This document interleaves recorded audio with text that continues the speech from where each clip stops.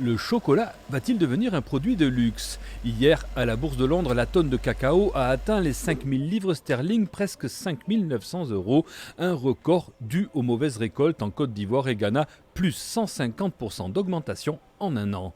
À Bayonne, les chocolatiers restent sereins. Par le passé, on a déjà vu des hausses de cacao aussi élevées, alors qu'ils n'ont jamais atteint ce niveau-là. Mais derrière, ça avait rechuté puisqu'il y avait eu des surstocks. Donc là, c'est très compliqué pour nous, une petite structure comme ça, de réussir à juger, de savoir si derrière ça va se réeffondrer ou si ça va rester à ce niveau-là. Ce chocolatier achète 10 tonnes de cacao par an. L'augmentation n'est pas pour l'instant répercutée sur le prix des tablettes. Ce qui se passe, c'est qu'on achète sur l'année précédente les cacaos, les cours du cacao. Donc là, clairement, d'ici 2 ou 3 mois, on va voir le réel impact de l'augmentation du cacao.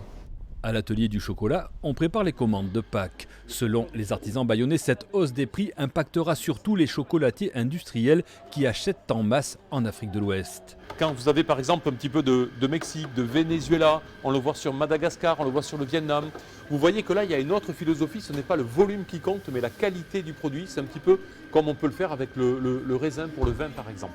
Donc voilà, c'est pour ça qu'il faut bien considérer le contexte industriel et le contexte artisanal. Varier les origines et les goûts des fèves, l'un des secrets des chocolatiers bayonnais, cela pourrait bien leur permettre d'amortir les effets de la hausse des prix du cacao.